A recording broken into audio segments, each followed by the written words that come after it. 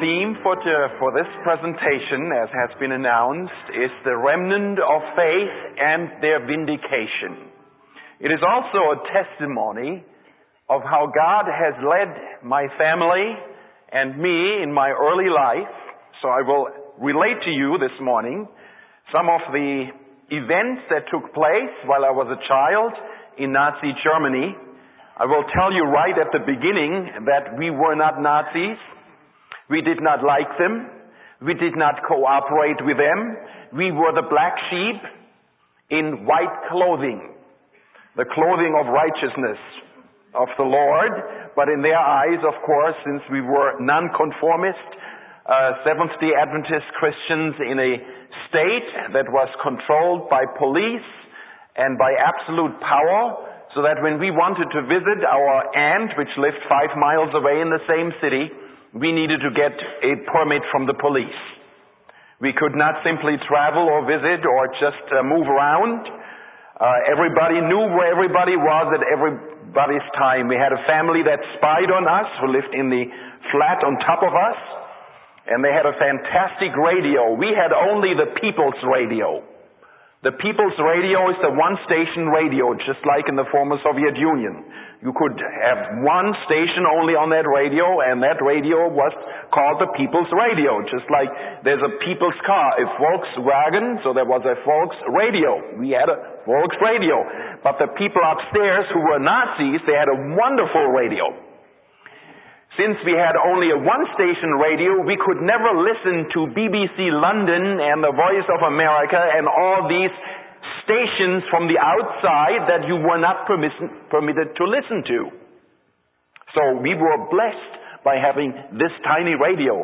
But the people upstairs who were spying on us, I'm sure, put their ears many times against the wall to hear what was going on downstairs. And we did too. Every day at 6 o'clock, they listened illegally to BBC London, and so did we. So there are all kinds of blessings in disguise. Yes, the Lord has His own ways of taking care of His people.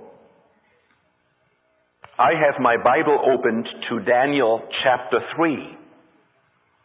The book of Daniel is one of my favorite books in the Bible. It is one of my favorite books because it has these stories, these Bible stories in there. And my father, being a fantastic storyteller, was so good in telling us those stories that I can tell you by memory how they work. I can picture in my mind my father telling the stories in such a gripping way that we could work on his heart to say, one more time. And he would tell the same story one more time. And then we'd say, just one more time. And we got him to tell the same story, I remember, 6 times. He was so good. You could just live in those stories. One of them were the 3 men in the fiery furnace. That was reality for us. We too were in the fiery furnace, or could be in the fiery furnace. So here were men who stood loyal for God in very forbidding circumstances. They were in a foreign country. They were aliens. Have you ever been an alien someplace in another country? Now I'm happy to have a U.S. passport. And I show this passport to the agencies at the border crossings with pride. But these poor men, they had no passport.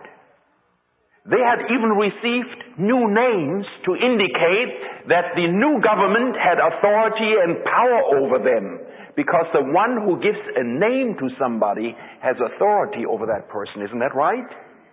This is why we have the privilege of giving names to our children. We have authority. Sometimes we think even beyond their age 16. But we know better because we once too were 16. And if we are not senile, we know that we were also wanting to be ourselves. So, here were these men now in government service. We don't know really what happened, but very likely, as Dr. Shea has suggested, and was frequently the case in the ancient world, there must have been a plot to assassinate the King of Kings and the Lord of Lords, as he called himself. He called himself even King of the universe. Now, he didn't know much about the universe. And that was King Nebuchadnezzar, ruling for 43 years. That's a little longer than Clinton will make it. Ruling for 43 years.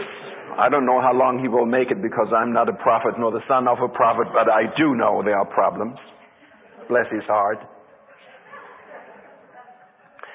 So, 43 years he was on the throne, and as happened many times in the past, there were plots by chief generals or other powerful people. And there must have been such an occasion, Dr. Shea suggests. And that was the reason why all the people were called into the plain of Dura, and why this golden image was built up. And why, when the state orchestra was to play, everybody was to kneel down in front of the golden image. Now that doesn't sound so bad, does it? But what was bad was not the golden image. What was really bad was the fiery furnace. It was a life and death matter, wasn't it? And it involved worship, didn't it? Kneeling down worship, a life and death matter. Don't forget that this is just a small picture of another life and death matter that involves worship at the end. Is that right? So this is just a symbol. These men are types of the remnant of the end time. They were remnant in their time. But now they are types, examples for us. So that as we look into their lives, and as we see what kind of decisions they made, we too can make those kinds of decisions and stand firm. The orchestra played, and everybody knelt down as they were expected to show homage to the God and to the King, except 3 men sticking out like sore thumbs. I remember with my wife, Hilda, she would love to be here, quit school yesterday, and I called her last night, and I said, honey, how was it going, your last day? She says it was one of the worst days. Now, do you sometimes have some of those? She said they started moving my stuff out before school was over because she has to move from one classroom to another classroom. And she said the kids were so rowdy. I said, did you take them out for ice cream as you had planned? She said, yes. Well, that's why, I said. Blood sugar. Blood sugar. You know, she got them all up and then she was surprised. I mean, next time it will be sugarless yogurt, just like over here.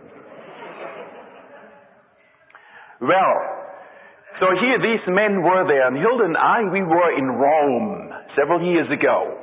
And of course, if you're in Rome, what do you want to see? You want to see the Mamertine prison, the very prison where the Apostle Paul was located. And if you go down, there's a little stairway to go down now, and you can look up, there's this little opening in the rock through which all the prisoners were let down. And the opening is that big. So I know Paul was not that big because he had to go through the hole. There was no stairway. So Paul was a slim man, or he wouldn't have made it. He dictated a letter from this prison, Philippians. Go home and read it. It's a letter of joy. Paul also knew that his life would come to an end. That's where he was. That's what you want to see in Rome. Of course, when you're in Rome, you want to see something else, right? You want to see the beautiful churches and the museums. Yes, you do. And don't do what happened to this Adventist pastor.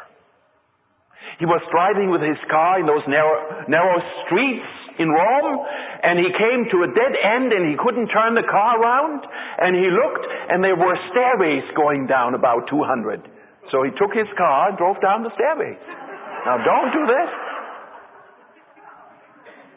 Stairways are to go up on your knees towards the churches, not to drive with cars down.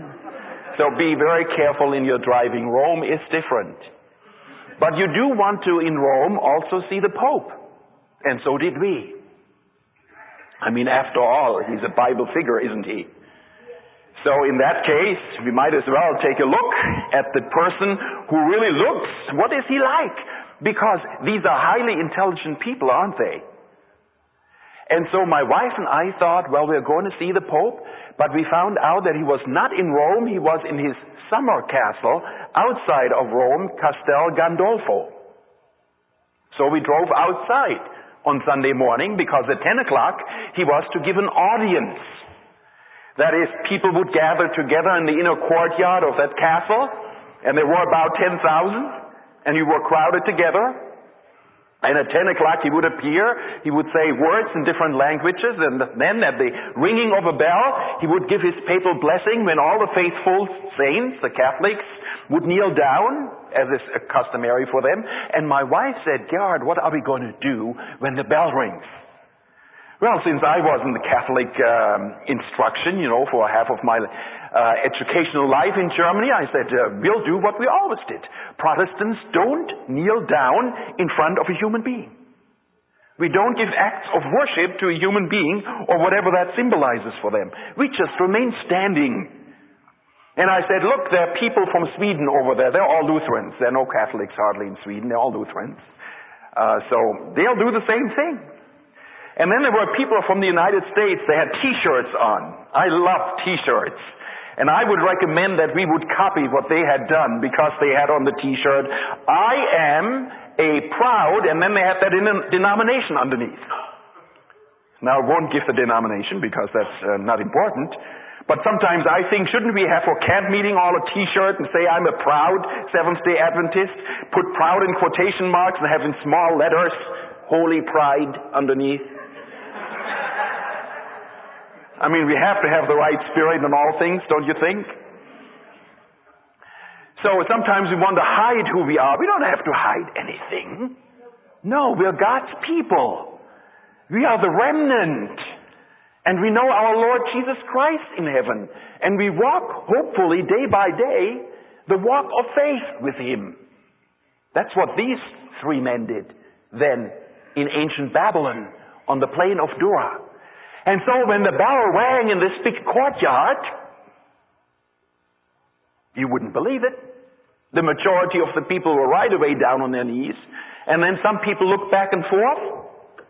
And before you knew it, the I am proud so-and-so did the same thing that everybody else did. And then we looked around, and it was Hilda and I who were standing. Now don't tell anyone, but I'll tell you now that an idea came to my mind. But you don't tell that idea to anybody. And I don't know where it came from. The idea all of a sudden was, and I don't know why it came, but it was there. Lord, give an elevator underneath our feet that we will be lowered to the same level without kneeling.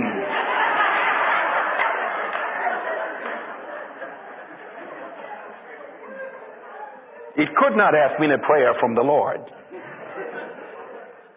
It was an idea that came out of what we call group pressure, right? We wanted to be different, and yet we didn't want to be different. That's the way it goes. That's the struggle of faith and the life today. We want to be different, and yet we don't. And yet we have to be different. Well, before we knew it, all the people were up again. We got the papal blessing. It's good for only 5 years, so we've got to go back again. So, humor aside, here were the three men in the plain of Dura. They did not bow down. And sometimes I wonder if I would be in a situation like this, because God has given us a mind to think, hasn't He? And it would be so normal to say, well, to kneel down, I know that this is just gold, it's just metal, it's no God, it's just something human hands have made. To just kneel down would mean nothing. I know this is a no God. I'm not doing anything wrong. That's very logical, so it would be much better, I'm in government service, in a very high position, I have influence, I can help other people of my own faith, other Jews, I could have thought in those days. Maybe I just kneel down and quickly polish my shoes. No, do something else. But they did not. Because they didn't even want to give the wrong impression. Right? They really wanted to be straight all the way and right with the Lord all the way. And I like them. Do you like them? I like these fellows. I like to meet them. We will have some conversations. I'll ask them the question whether they ever thought about polishing their shoes. And they will say no, because we didn't know what shoes were. We wore sandals. So I'll ask them, did you ever think polishing your toenails? The same thing, did you ever think about those things? I don't think they did. But I'll ask them anyway, because I'm a curious person. So, before they knew it, they were ushered in to the presence of Nebuchadnezzar, who when he had his thumb up, it was life, and when he put his thumb down, it was death. He was the absolute ruler. He had power over life and death for most people, and he thought for all people. But he was slightly mistaken. But I like the man too, because Nebuchadnezzar is going to be in heaven. Did you know that? He will be. He had his ups and downs, but he's going to be in heaven, and I know how he looks like. You want to know how he looks like? Go to Chicago. In Chicago, you have the Oriental Institute. The Oriental Institute is a museum. They've got a bust out of granite, black granite, and you can look at Nebuchadnezzar. He was a man of intelligence. You can see it on his face. He had a curly beard. There's said to be 1,000 curls in his beard. Men, if you have a beard, copy him, if you can afford it. He was a very intelligent being. And he said to these three men, this shows you how benevolent he was. He says, is it true? That was a rhetorical question. Didn't need an answer. Is it true that you didn't bow down? I'll tell you what. I'll have the orchestra play one more time. Just do me a favor. I treasure your services. You are good servants of the government and of me. I don't desire to kill you. Give me a chance. I will play one more time. Kneel down. And everything is forgotten. And wasn't he nice? I mean, from his point of view. He was not like Adolf Hitler. No. He wanted to give them a second chance. Come on. Be reasonable. Oh, he did make another statement, and that was a fatal statement. In chapter 3, verse 15, the last sentence. It was a statement that said something about his way of thinking, about himself. That last question, what God is there who can deliver you out of my hands? Oh, he knew that this idol was just an idol. This idol could not deliver them out of his hands. He knew that. He was intelligent. He knew that idols had limitations. And he thought all gods were as limited as idols are. And so he asked a fatal question. And that question showed the great controversy. The great controversy between human powers who are used by Satan and between God, who is the sovereign Lord of the universe. That's what it was. He says, who can? And then the three say, if it be so, our God, verse 17, whom we serve, is able to deliver us from the furnace of blazing fire. And he will deliver us out of your hand, O king. Man, They were bold, weren't they? They said, we serve a God. And by the way, brothers and sisters, that is our God, isn't it? We serve that same God who has power over the fire of life and the fire of destruction. And we have the choice to make whether we want to perish in the fire or whether we want to have life through the Lord who is Lord over the fire. Is that right? We have that choice. And these three young men made that choice for that God because He's the creator of everything. He created fire, so He can control fire. He can do the most impossible things that reason will never understand. And as far as I'm concerned, they won the battle. They told the king the truth. We have a God. We have a God who can do things none of the other gods, the no gods, can do. And He can deliver and will deliver. But they didn't stop there. Their faith was more profound than that confession. Because we need to read the second part of their little speech to the king, which is in verse 18. And it's the second part, brothers and sisters, that is the toughest for all of us.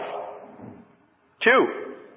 But even if He does not deliver us, let it be known to you, O king, that we are not going to serve your gods or worship the golden image that you've set up. I love it.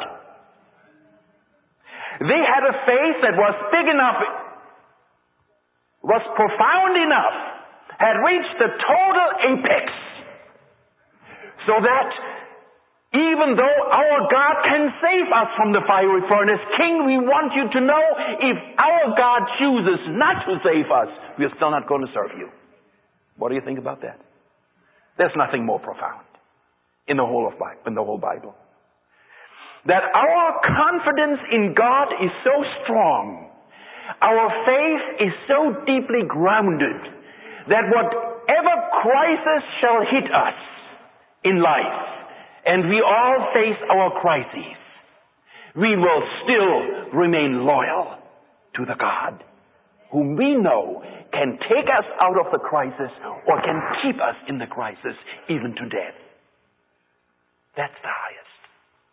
As a matter of fact, I tell you, that's the faith I need more of. That commitment that goes to the very core of our existence. Well, verse 19, Nebuchadnezzar was filled with wrath. His facial expression was altered. His facial expression was altered. I've seen people whose facial expressions were altered sometimes. Not what you want to see very often. Once every 5 years is enough. I'm not talking about my wife. Please, don't reach wrong conclusions. But we do know other saints and human beings. We all do. And sometimes our own facial expressions become altered. And that's when we need to think about Christ and what He would do, right? At that moment. So they were thrown in the fiery furnace. And it's only at that moment, if I'm honest with you, that I would like to have been there, standing next to the king. Only at that moment, not before. At that moment. And honestly, on the basis of this incident that is reported here, I wouldn't have liked to look into the fiery furnace, yes, just for 1 second, to see what the king saw. But then I would like to have looked in his face. Because of anger, because of the opposition he received, because of the acknowledgement there's somebody higher than the greatest king, and that these men will be loyal to the greatest of the great, the heavenly Lord of the universe. That made him angry, that they weren't obedient to him. And I tell you, we will make Satan angry today if our loyalty to God goes to that level and height and apex. Isn't that right? We will. And we too will experience the kind of things that these men experience, each one of us in their own or in our own ways.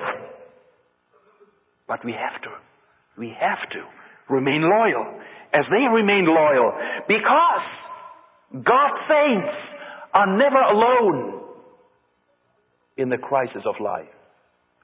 Here they were in the fiery furnace, and then I would like to have seen the king. The Babylonians are known for arithmetic. He could count 1, 2, 3. Hey, there's a fourth one. Look at him.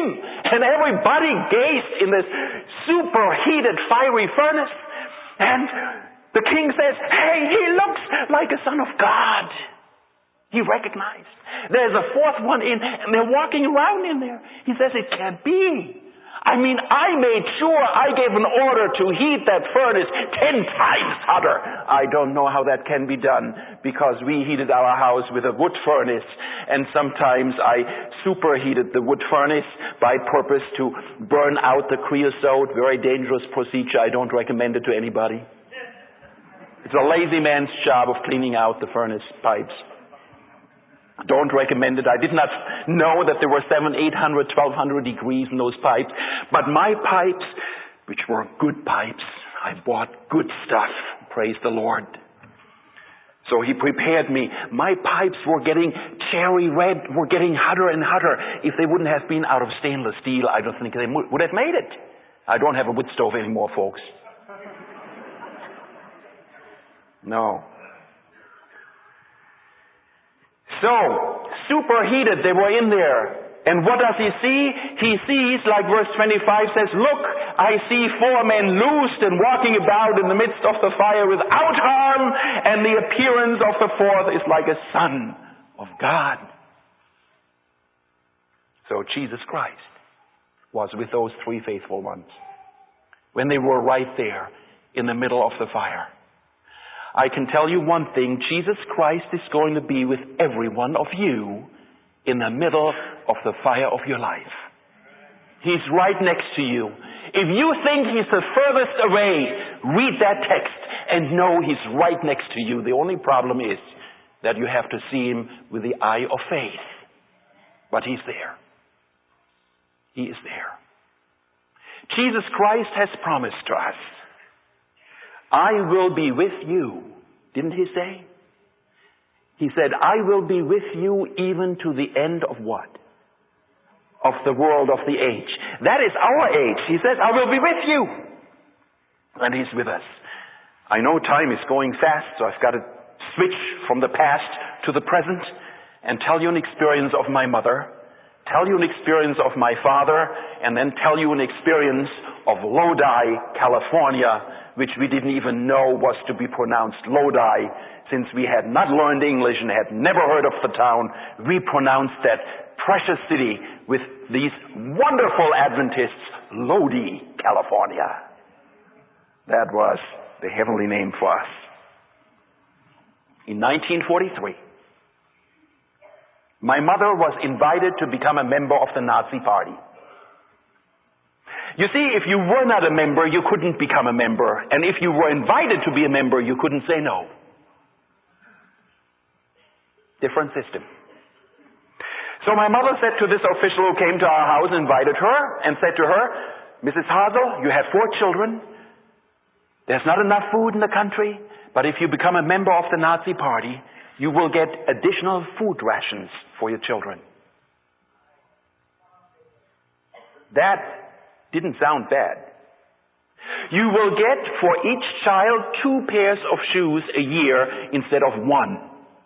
We got our pairs of shoes in the springtime, and in the fall my mother would cut out of my shoes the front part so that my toes could continue to grow. And in the winter, I walked with toes in a heavy sock sticking out of my shoes. It would have been nice to have an additional pair of shoes for the winter without cold toes. You would get double the amount of clothing. Everything was rationed. And in the summertime, you would be taken for 6 weeks to a vacation camp where you could eat and gorge yourself with food. No restrictions on food at all. What a tremendous offer to be a member of the Nazi Party. But there is a price to everything in life. There is the flip side of the coin always available. And my mother said to this gentleman, what was the truth, but it was also a very wise response. Sir, I never make a major decision without consulting with my husband. Her husband was 2,500 miles away on the Russian front lines as a faithful Seventh-day Adventist, wearing a gun but not using the gun, living an Adventist lifestyle in very forbidding circumstances. Mail would travel 3 months to arrive and 3 months for later to come back. So it was a good delaying tactic. The government put pressure on us. They withdrew my father's paycheck. It did not arrive. We had no bank account. We were Seventh-day Adventist ministers. No extra money. Very low pay. There was nothing in the bank. There wasn't even a bank account. It was a cash flow society for us. So now the check didn't come. She had to pay her rent. We had to pay the electricity. We had to pay the gas bill. We had to have food for the little amount of groceries that you were able to buy under your rations to survive. We were all skinny, very skinny. No wonder we love to eat now. So my mother went to Sister Geiser, one of the saints of the Lord, a deaconess in the church, and in secret, I was with her. She said, Sister Geiser, I'm pressured to join the Nazi Party. I have refused by saying that my husband is in the front line. I have to consult with him, and I wouldn't make such a major decision anyway, ever, without consulting with him. And I already know what he would say, but I haven't told him because he hasn't communicated with me, and so forth. And we have no more money. What shall I do? What can I do? Oh, Sister Geiser said, no problem. My husband and I, we have some savings in our savings account. How much money do you need, Sister Hasel? And my mother told a certain amount of sum of money. I need to pay this and this and this. Let's see. Oh, Sister Geiser says, here's the money for this month. Sister Geiser gave us all her savings during the 6 months period. She just passed away, 93, a year and a half ago. You know Sister Geiser's going to be up there. You can count on that. You can count on that. After 6 months were over, she had no more money, and nobody else had money. Then my mother wrote a letter to my dad, outlining the invitation, telling that we had not received for 6 months his pay, while he was doing his duty. And she said, this is very unfair that they're putting this economic pressure on us to force a decision that should be a free decision. What is your counsel? Put the letter in the mail. I took it to the post office. I always picked up the mail, took it to the post office. Within 3 days, my mother got a letter from the Gestapo. The Gestapo head officer of the city of Frankfurt, a city of nearly 1 million people, had put his handwritten signature underneath the letter. She needed to appear before him on the following Monday. The letter arrived on Friday. My mother knew we all were in deep trouble. Because she knew that the Gestapo headquarters building downtown Frankfurt had doorknobs to go in, but no doorknobs to go out. It was all electrically controlled if they wanted you to leave again. She also knew that underneath the groundway there was a direct passage to the big Gestapo prison 2 blocks away. Everybody knew that too. And Mother knew that we were in trouble. Yes. On Sabbath, in church, she talked with a lot of members, and I knew what she was talking about. I knew the story, so that was okay. On Sunday, Mother said to us children, together, tomorrow you will not go to school, and I will talk privately with each one of you, giving you instructions now. So she took my older brother into the living room by himself. When he came out, I said, what did she say? Cannot tell.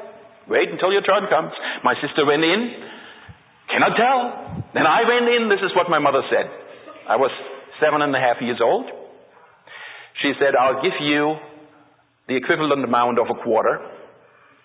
If I'm not home by 2:30 tomorrow, I will not be home by the night, and you will take streetcar 23 in your play clothes, pretending you had been in school.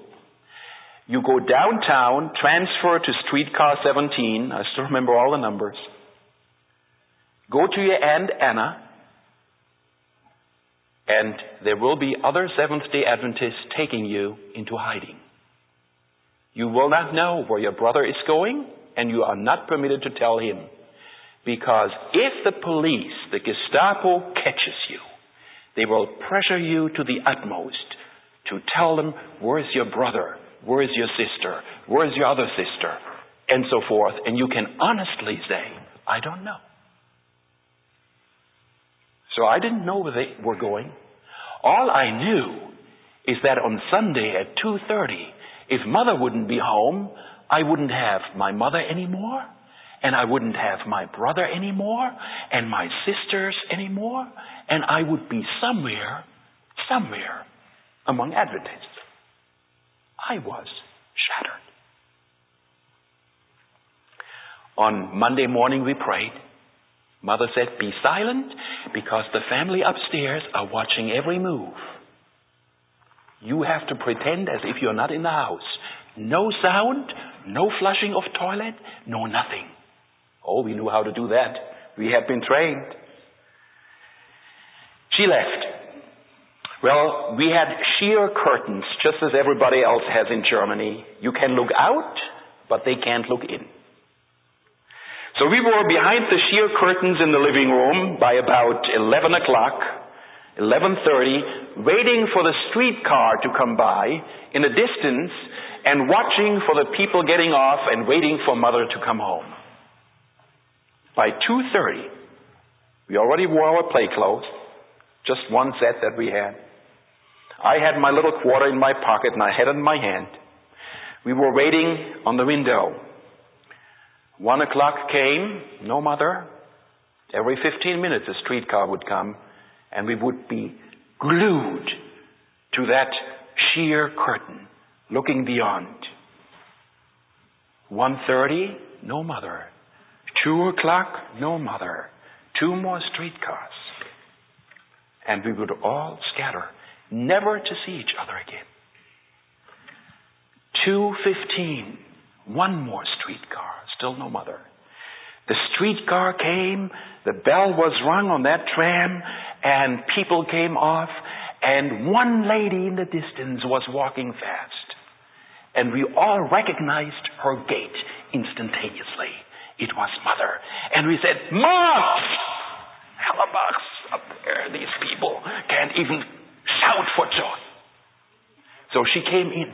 She had a big smile on her face. She hadn't said anything. She put her arms around us, and we squeezed each other, and tears were flowing. And then she said, you know what happened? I've got to tell you, let's come into the bedroom. And we went into the closet of the bedroom that these people couldn't hear what had happened. And she told us what happened. She says, I came to the office. You children, you could not imagine what a wonderful office this was. Wood, paneling, a fine-dressed gentleman behind the desk. And he had the file there, and I was seated, introduced to him. Mrs. Helen Hasel is here now for her appointment. And he turned to me, he said, Mrs. Hasel, do you know why you are here today? Now, what would you think to say? Yes, I do, or not? And Mother said, I just thought I'd tell him. And she said, yes, I have a very good idea why I'm here today. And he said, tell me. She said, I have not joined yet the Nazi party. He said, that's right. He opened up the file and he pulled out a letter. The letter my mother wrote to my dad, telling him about it. So all of our mail had been censored all along. And that letter never went out beyond the post office. It was taken right to the Gestapo office because she told him about the troubles at home up in the front lines. And he says, why in the world did you write a letter? And he drew a kind of a rage at her, really being angry, saying, you know what you're doing? Here are these men fighting in the front lines for the fatherland, and you are undermining their morale. This is equal to treason, and you have to go to the labor camp, concentration camp. That was the sentence, right there announced to her in her presence. And then he said, rhetorically speaking, as it were, why in the world would you do something like this? And she said, I can explain this to you. And Mother said, I would like you to know why. I'm a Seventh-day Adventist Christian, she said. And as a Seventh-day Adventist Christian, I believe that there's a real God in heaven. But the Nazi Party is atheistic and denies the reality of God, and therefore conscientiously I could never join the Nazi Party. Was her speech. Laid it down on the line. Gave her reason. And he said, did you just say you're a Seventh-day Adventist Christian? And she said, yes. Yes, sir.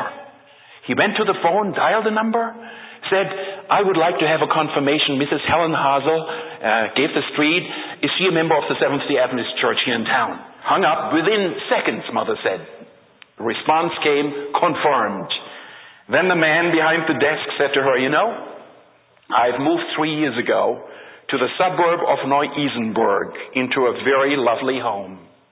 And our next door neighbors are the Myers. There's only one Meyer family among Adventists. He was an elder. They were Adventists.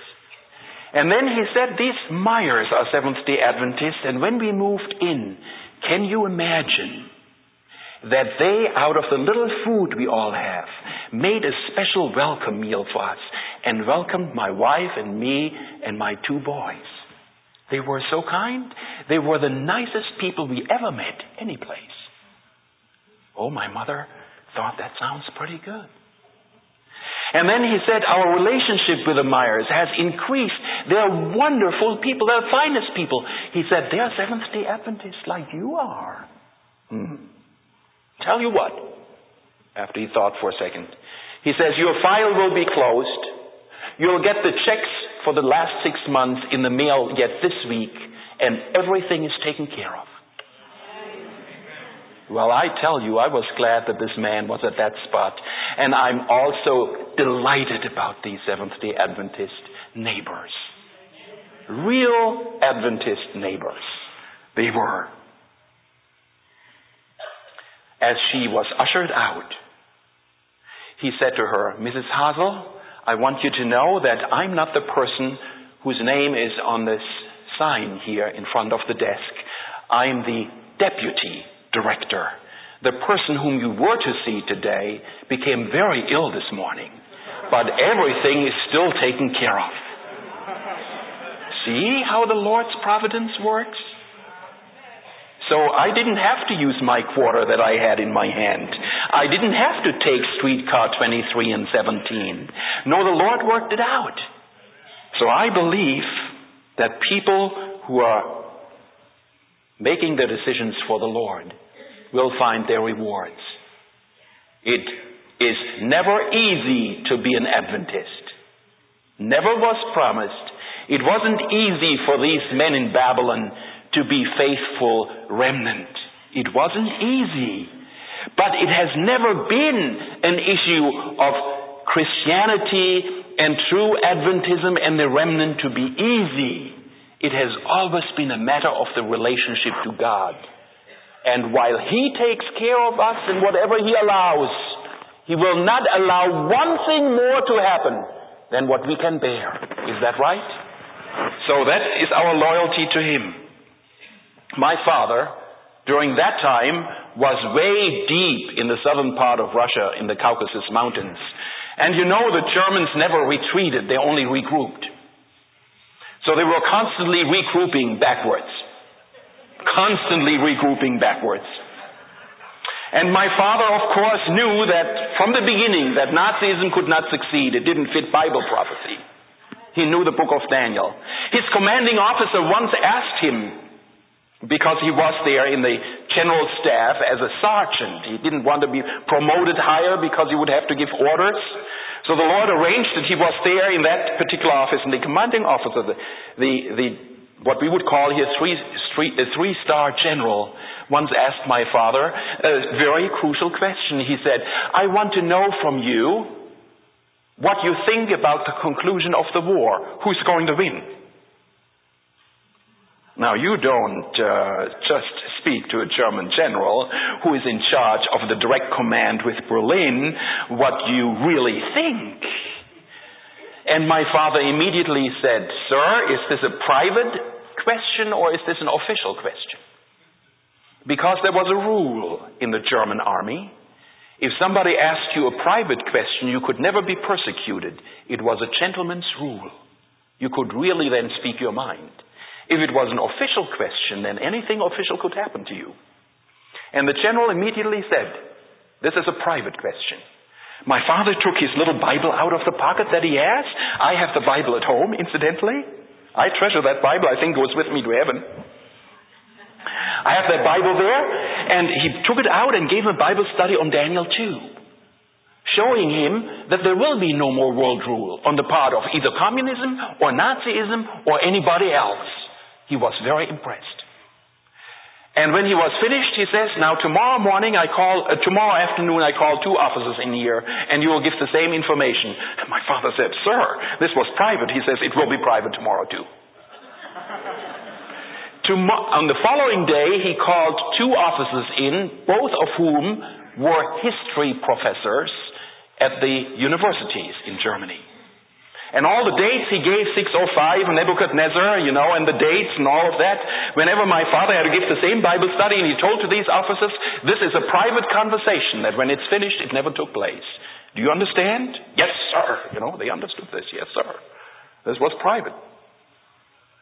So my father gave the same study, but whenever my father gave a date or a historical circumstance, he said, now, how does that fit in history? Because this particular general had a scientific training and not a humanities training.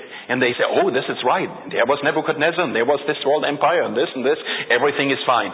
When it was all said and done, that officer, that general, started to save gasoline from those meager rations. Enough gasoline in 6 months that unit could escape from Russia and drive back to Germany. And they did. They did. All because of a Bible study. So you never know how the Lord places you in situations that the future you cannot predict to be a blessing even to those who don't believe. You never know. But while he was out there, my father experienced something that he had never experienced before. He became actually discouraged. He said, we are out there. And will you, Lord, allow me ever to see my family again? I mean, we have losses. Every new shipment of soldiers that we get, 200 within 2 weeks, they're gone. They're inexperienced. Another 200, they're gone. Will we ever make it? Will we make it back? It is impossible, humanly speaking. And he prayed to the Lord one night. He says, Lord, this time I pray for a sign. Give me a sign, Lord, that I may know. If you will, please give me a sign. He got it.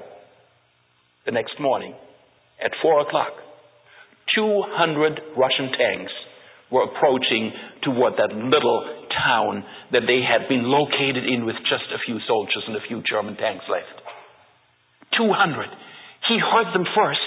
He got out of the schoolroom, ran across up the lookout tower that the Russians had built for themselves and the Germans were using. He looked in the direction from the hillside where these T-34 tanks came down, the battle tanks, the best the Russians had. And he said there was no way that anybody could survive or escape unless we escape with a bare skin of our bodies. My father said, I don't know how fast I came down that lookout tower and ran across the street and shouted, the Russians are here, we have to leave. And they all rushed up. Now my dad at that time was in charge of the secret codes to receive the orders and other secret papers. And he knew if he would leave those papers behind, he would be put against the wall for handing over to the enemy documents that would really be valuable to them. He knew if he would wrap them up and take them along, there wasn't time. So he was in a dilemma. All of a sudden, An idea came to his mind as if the Lord had spoken. Push them in the side door. There was the teacher's side room. And close the door. There was a key in the lock. Lock the door. And he took a piece of chalk and wrote down in German, "Don't enter." And he drew a skull and 2 crossbones. So he ran out. Everybody was gone by that time. He was the last one in. Everything was left behind. Everything they owned was left behind.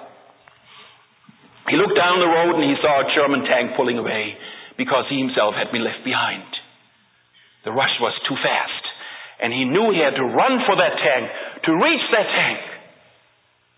But he didn't quite reach it, except he jumped on the connecting link between the tank and the cannon, the piece of artillery the tank was pulling. He sat down, exhausted, and at that moment that tank makes a turn, and he was trying to hold on. He cannot get a grip of anything. He falls down, and his head is in front of the cannon wheel, and he knows that his head will be crushed, and it's the end.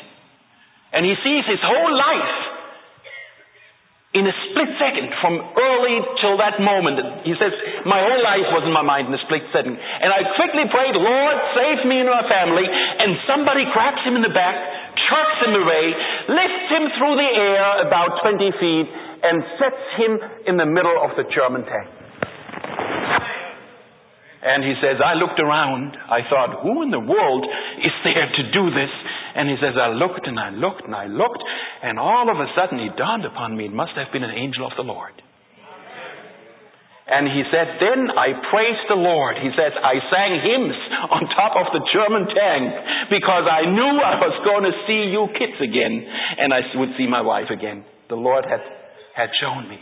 He had shown me. He had shown me. So my father was the first Adventist minister to come back from World War II and began his work again in the summer of 1945 in the city of Frankfurt.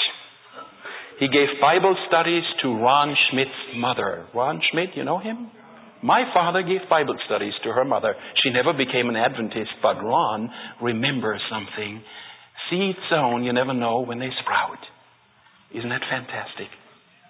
Our time is up, I notice. I've gone 10 minutes over, and the Lord will forgive me if you forgive me. So, we have to stop because other meetings are beginning. I cannot tell you the last story about Lodi and Lodi, but maybe some other time. Nevertheless, I would like to conclude by saying it pays to be loyal to the Lord. I would like to encourage all of you to renew a decision that you have made in the past. Or if you've never made it, renew it in your own heart. Make it in your own heart and say, Lord, I would like to be loyal to you. I would like to know you the way these 3 men knew you. And Lord, I need more of you in my life. Come and live out your life within me.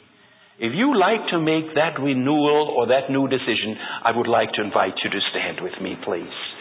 And I want to pray to the Lord just a simple prayer now for myself and for all of you.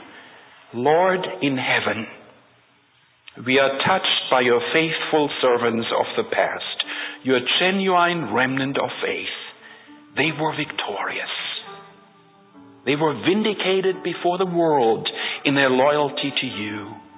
Lord, I and all of us here would like to manifest that loyalty through your power and strength in our life.